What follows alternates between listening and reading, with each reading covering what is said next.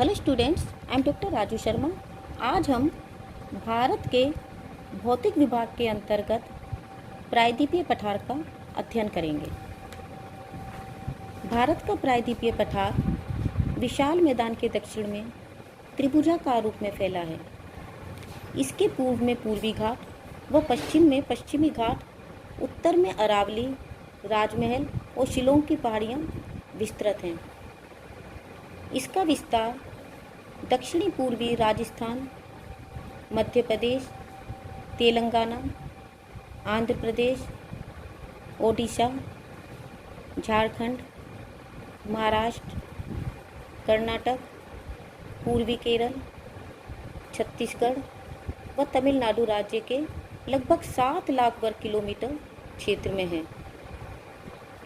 यह प्राचीन भूखंड गोंडवाना लैंड का ही भाग माना जाता है। इस पठार की औसत ऊंचाई 600 से 900 मीटर तक है। इसका ढाल पूर्व एवं दक्षिण पूर्व की ओर है।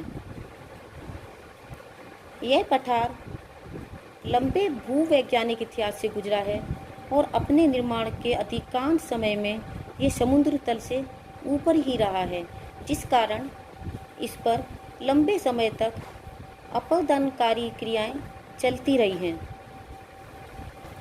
इसकी सीमा के बारे में विद्वानों ने अनेक विचार व्यक्त किए हैं। भूगोलवेत्ताओं के अनुसार मेघालय का प्रसिद्ध मेघालय पठार इसी प्रायद्वीप का ही एक उत्तरी पूर्वी अग्रभाग है। इसके बीच का भाग गंगा नदी द्वारा बहाकर लाए गए निक्षेपों से भर दिया गया है।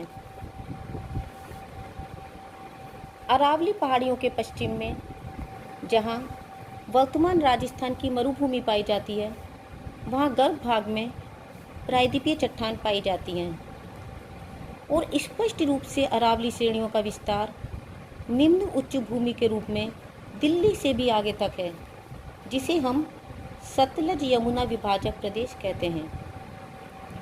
कुछ विद्वानों के अनुसार इस पठारी भाग का सुदूर उत्तर पश्चिमी अग्रभाग पाकिस्तान के लायलपुर जिले के निकट रावी, चिनाब और झेलम नदियों के दोआब में किराना पहाड़ियों के रूप में फैला है।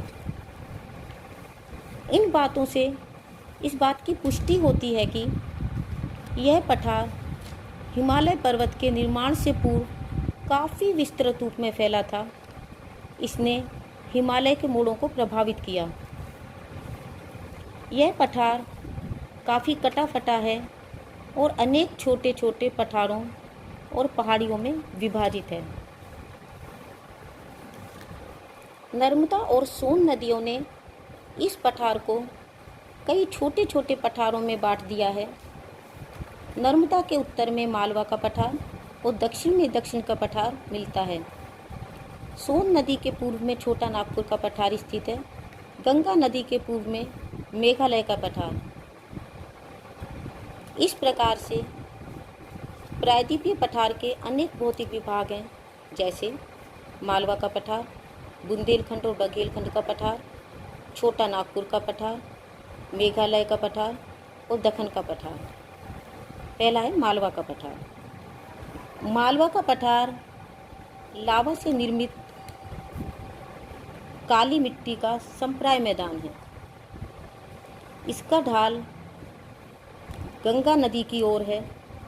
इस पर बेतवा, पार्वती, काली सिंध, चंबल व माही नदियाँ प्रवाहित होती हैं। ये नदियाँ आगे यमुना में मिल जाती हैं। इन नदियों के मध्यवर्ती क्षेत्र उपजाऊ क्षेत्र हैं, जिन पर काली उपजाऊ मिट्टी का जमाव मिलता है। इन्हीं में गांवों व नगरों का बसाव मिलता है। भोपाल बेतवा व पार्वती नदियों के दोआब में स्थित है। इस पठार पर उर्मिल मैदान मिलते हैं, जिनमें कहीं कहीं चपटी पहाड़ियाँ स्थित हैं। उत्तर में ग्वालियर की पहाड़ियाँ प्रमुख हैं। इस पठार की उत्तरी व उत्तरी पूर्वी सीमा पर बुंदेलखंड व बघेलखंड के पठार स्थित हैं। पठार के उत्तरी भाग की चंबल व सहायक नदियों ने बीहड़ बना दिए हैं। नेक्स्ट अपना आता है बुंदेलखंड व बघेलखंड का पठार।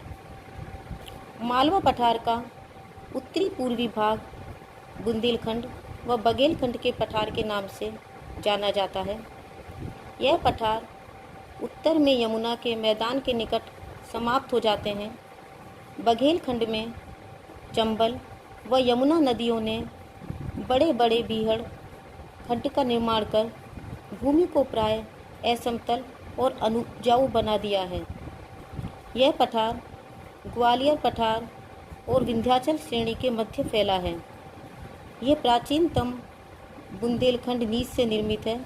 इस पर सोपानी वेदिकाएं मिलती हैं। यहाँ पर ग्रेनाइट और बालू पत्थर के टीले और पहाड़ियाँ मिलती हैं। इसकी औसत ऊंचाई 300 से 600 मीटर है। नेक्स्ट है छोटा नागपुर का पठार। यह पठार झारखंड में फैला है। इसके अंतर्गत गया, हजारीबाग व रांची जिले प्रमुख रूप से आते हैं।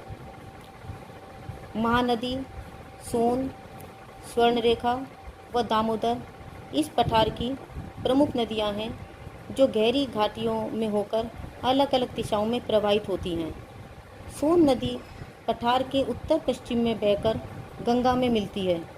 दामोदर नदी पठार के मध्य भाग में पश्चिम से पूर्व दिशा की ओर प्रवाहित होती हुई जाती है। नेक्स्ट है अपना छोटा नागपुर का पठार। यह पठार सोन नदी के पूर्व में स्थित है। इसका मुख्य विस्तार झारखंड में है। इसके उत्तर में राजमहल और पारसनाथ की पहाड़ियाँ हैं। हजारीबाग में यह सर्वाधिक ऊंचा है। यहाँ इसकी ऊंचाई 1070 मीटर है।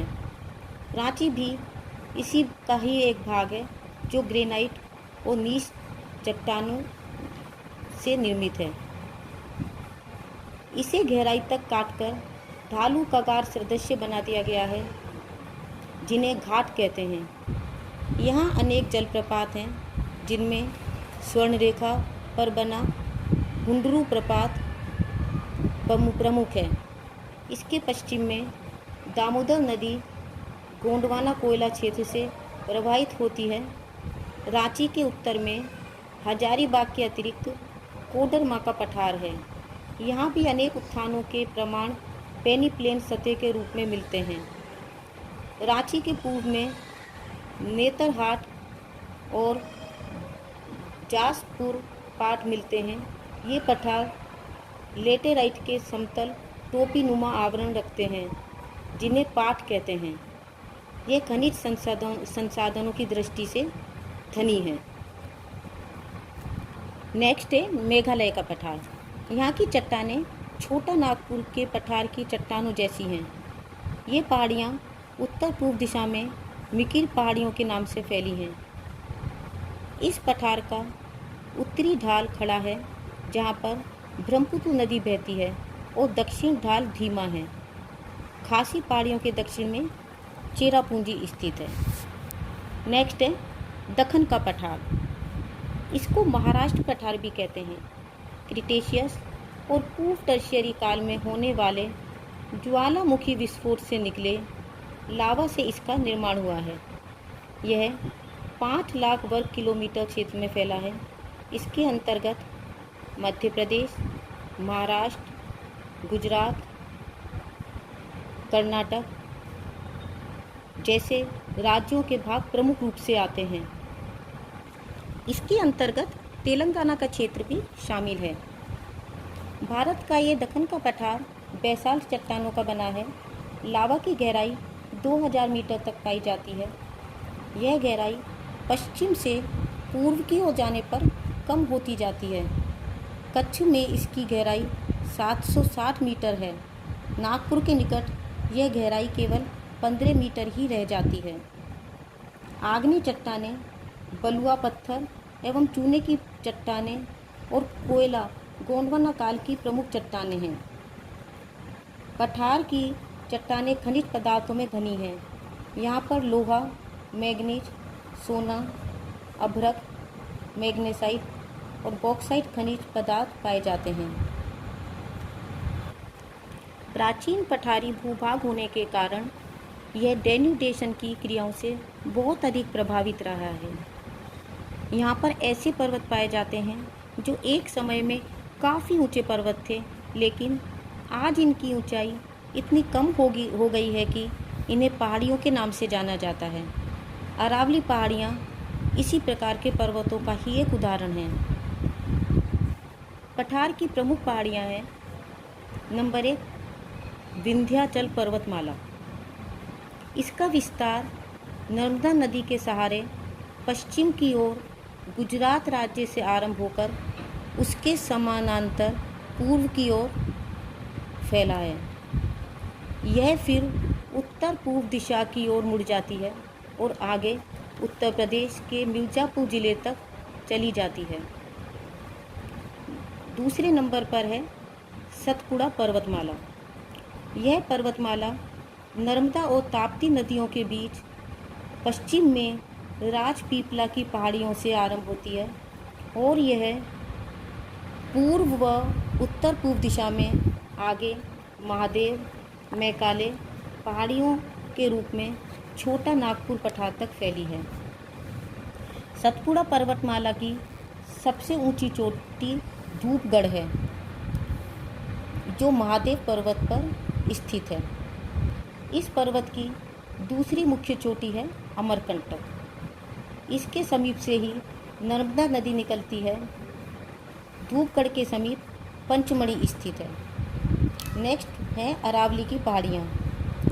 यह श्रेणी राजस्थान मरुभूमि की पूर्वी सीमा पर अहमदाबाद के निकट से आरंभ होकर उत्तर पूर्व दिशा में दिल्ली के दक्षिण पश्चिम तक 800 किलोमीटर की लंबाई में फैली है। नेक्स्ट है पश्चिमी घाट। इसको सह्याद्री की पहाड़ियाँ भी कहते हैं। ये दक्कन पठार की पश्चिमी सीमा बनाते हैं। धरातलीय विभिन्नताओं और संरचनाओं के अनुसार पश्चिमी घाट को 3 भागों में बांटा गया है: उत्तरी सह्याद्री, मध्य सह्याद्री और दक्षिणी सह्याद्री। पहली है उत्तरी सह्याद्री। ताप्ती नदी से लेकर गोवा के उत्तर पूर्व में मालप्रभा नदी के उद्गम स्थान तक 650 किलोमीटर की लंबाई में उत्तरी सह्याद्री फैली है। नेक्स्ट है मध्य सह्याद्री। मालप्रभा नदी के उद्गम स्थान से पालघाट दर्रे तक का करीब 650 किलोमीटर लंबा पश्चिमी घाट का भाग मध्य सह्याद्री कहलाता है। नेक्स्ट है दक्षिणी सह्याद्री। नीलगिरी पहाड़ियों से लेकर कन्याकुमारी तक इसका विस्तार करीब 290 किलोमीटर की लंबाई में है। नेक्स्ट है पूर्वी घाट। महानदी के दक्षिण में उत्तर पूर्व दिशा से दक्षिण पश्चिम दिशा की ओर 1300 किलोमीटर की लंबाई में पूर्वी घाट नीलगिरी पहाड़ियों तक फैले हैं। पूर्वी घाट का वास्तविक पर्वतों के रूप में मिलना महानदी और गोदावरी नदियों के बीच के भूभाग में होता है। इस पठार की अन्य धरातलीय विशेषता है नर्मदा नदी की घाटी, जो कि एक भ्रंश घाटी के रूप में है। ताप्ती नदी की घाटी, जो कि सतपुड़ा पर्वत के दक्षिण में फैली है। काठियावाड़ और कच्छ प्रायद्वीप, जो कि एक थैलीनुमा प्रायद्वीप है, जो प्रायद्वीपीय पठार से गुजरात के काप मैदानों द्वारा अलग कर दिया गया है। तो बच्चों, आज हमने प्रायद्वीपीय पठार के भौतिक विभाग, उस पर पाए जाने वाले पर्वतों का अध्ययन किया। नेक्स्ट टाइम हम भारत के समुद्र तटीय मैदानों का अध्ययन करेंगे। तब तक के लिए a very happy learning and have a good day. Thank you.